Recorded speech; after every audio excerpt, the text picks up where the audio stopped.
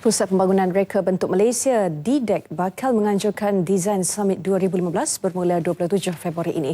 Bertemakan Celebrating Green Design, program ini bakal menonjolkan bakat mereka tempatan dengan idea asal yang mampu berdaya saing di persada dunia.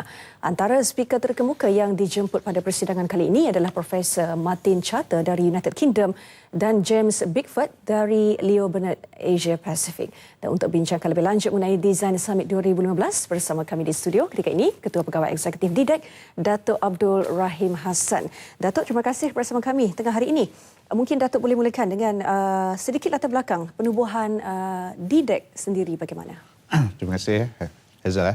Bismillahirrahmanirrahim. Assalamualaikum warahmatullahi wabarakatuh. Sebenarnya Pusat Pembangunan Reka Bentuk Malaysia, in short panggil DDEC lah, dah tubuhkan sejak tahun 2007 lagi oleh kerajaan lah. DDEC ni diletakkan di bawah adalah bukan sebuah anak syarikat Majlis Amanah Rakyat, MARA, buah naungan Kementerian Koordinator Badan dan Wilayah.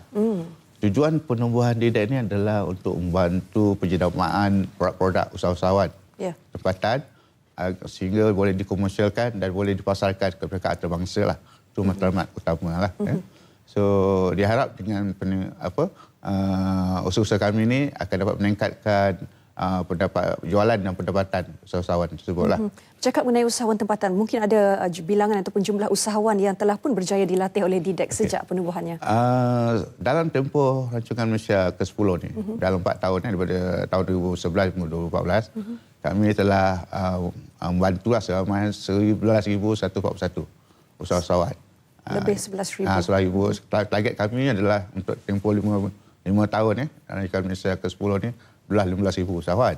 Tapi insya-Allah lah, ini tahun terakhir rancangan Malaysia ke-10 ni kita akan cuba mencapai dari 5,000 lagi, 45,000 lagi. Apa antara latihan-latihan yang diberikan kepada usahawan ini, Datuk? Mungkin dari segi bagaimana penjenamaan ataupun pembentukan identiti reka bentuk atau bagaimana? Ya, kita membantu usahawan ini dari segi penjenamaan identiti, logo-logonya. Kadang-kadang kita dapati banyak produk-produk usaha tempatan ni packagingnya tu. Dia punya pembungkusan tu tak menarik.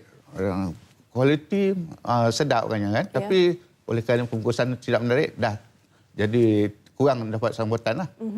Jadi kami membantu dari segi itulah untuk meningkatkan imej produk-produk usahawan. Selain daripada pembungkusan, Datuk? Ya, kita ada juga kami di DDEC ni kita ada 6 perkhidmatan yang kami bagilah. Selain daripada penjenamaan, kita ada juga dari segi latihan tentang cara meningkatkan kualiti produk kan. Dan kita juga ada industrial design di reka bentuk industri, produk reka bentuk industri. Di samping itu juga kita pun beri perkhidmatan build and design and build, di mana kita mereka dan membina.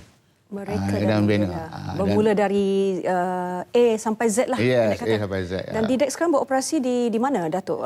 Kami beroperasi di Jalan Kiapeng, tanah milik kerajaan lah. Satu rumah banglo di situ tu, seluas 3.35 ekar lah. Kami beroperasi di sana. Dan pejabat cawangan ada di sana? Kami sebenarnya sekarang ni kita ada di Zon Selatan di Johor Bahru. Kita ada di Pantai Timur, di Kuala Terengganu dan kita ada di Sabah. InsyaAllah sebelum akhir tahun nanti kita merancang untuk mewujudkan cawangan kita di utara dan juga di Sarawak lah. Di Sarawak. Baik. Bercakap mengenai Design Summit 2015 yang berlangsung pada 27 Februari hingga 1 Mac ini, Datuk, apa mungkin objektif utama penganjuran Design Summit ini selain daripada mengetengahkan pastinya bakat-bakat ataupun produk-produk daripada usahawan tempatan? Okey. Sebenarnya matlamat Design Summit 2015 ini adalah untuk kita memertabatkan industri kreatif ni, reka bentuk kreatif ni, selaras dengan hasrat kerajaan untuk menjadikan industri reka bentuk kreatif ni sebagai cabar ekonomi lah, penyampan lah kepada negara. Jadi sebenarnya program ni, inisiatif ni bukan yang baru lagi. Kami dah, ni kali yang keempat kita dah buat tahun 2011, 2012, 2014 di Dangan Bay, Johor. Johor Bahru. So ini kita buat di Kuala Lumpur lah. Mungkin ada kisah-kisah ataupun cerita-cerita kejayaan jika kita lihat dengan penganjuran Design Summit ini bermula daripada edisi pertama sehingga mungkin pada edisi ketiga yang lalu. Kita sebenarnya melalui program kita ni, kita membawa sekali usahawan kecil-kecilan, usahawan tempatan yang tidak mampu untuk pergi ke luar negara dan juga yang tidak mampu masuk kedai-kedai besar ni. Yeah. So kita kepada usahawan Gen Y lah, banyakkan usahawan muda kan yang kita membimbing lah.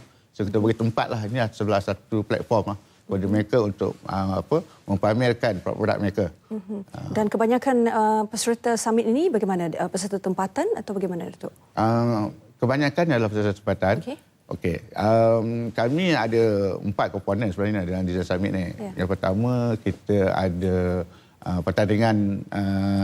buat pertandingan reka bentuk. Dan kita baru berakhir dan kita akan bagi award lah menang-menang ni. Yang kedua tu kita ada seminar Design Talk yang akan diadakan di Royal Chulan lah pada 28 bulan.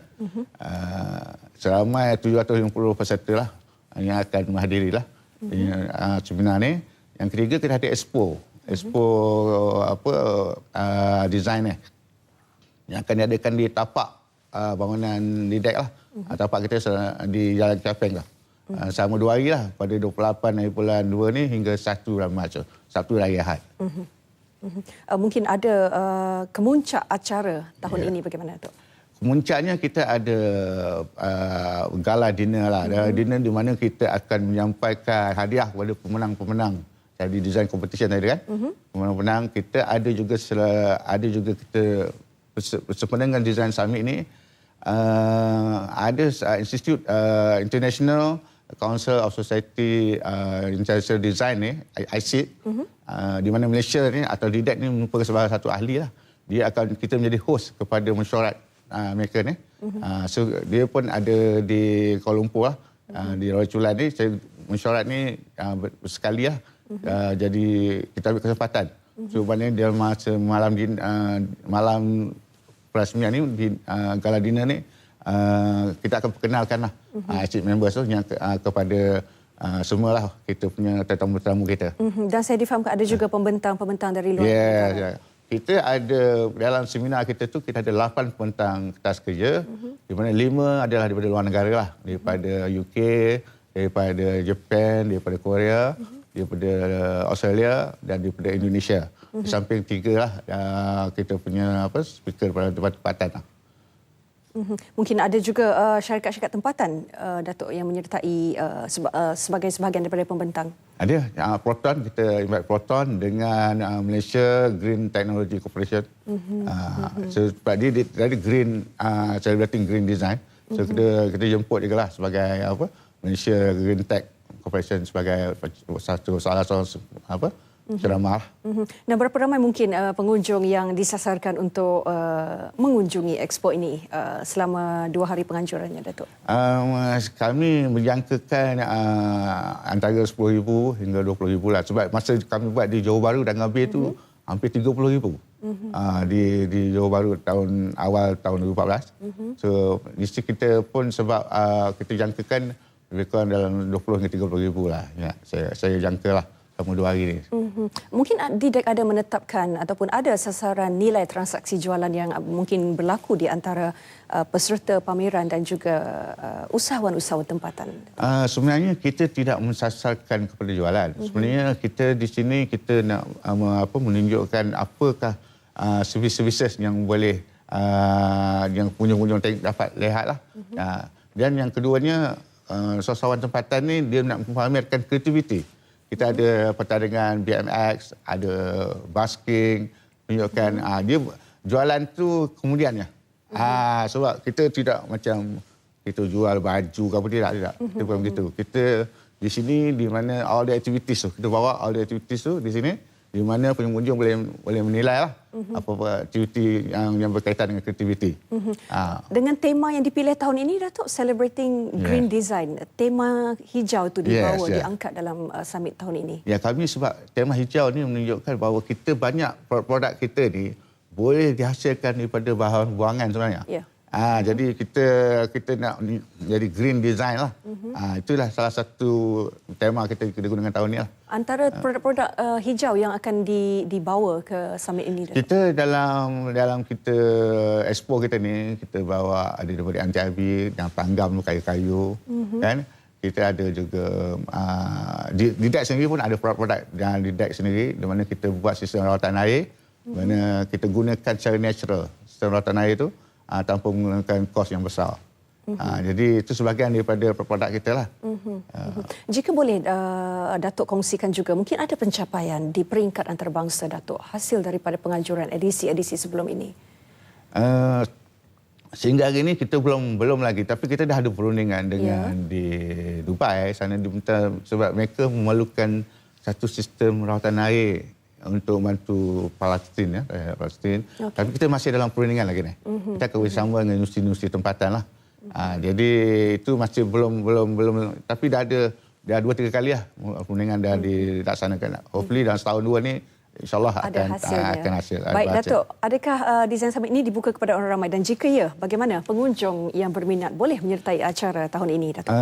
Sebenarnya untuk seminar ini berbayar. Berbayar. Okay. Sebenarnya berbayar. Tapi itu pun dah penuh lah. Kami menjangkakan 700, kita kapasiti 700. Tapi hingga hari ini kita dah dapat terima 750 lah, hampir 750. Jadi kita tak adjust lah sikit. Sebenarnya itu pun dah terlebih lah. Tapi yang untuk expo ni, dia percuma. Kita minta kalau boleh sesiapa yang ada di luar sana, pada hari Sabtu dan hari Ahad ni, datanglah ke tapak di deck ni, di Jalan Kiapeng, untuk melihatlah expo design ni. Di mana kita ada jualan, tak banyaklah jualan, tapi kita banyak aktiviti. Kita buat banyak aktiviti pada masa ni. Pameran expo dibuka kepada orang ramai. Percuma. Bermula 9 pagi sehingga pukul 6 petang. 6 petang. Bertempat di dataran Didek nombor 22 Jalan Kiapeng, Kuala Lumpur. Baik, terima kasih Dato' Abdul Rahim Hassan, Ketua Pegawai Eksekutif Didek. Bersama.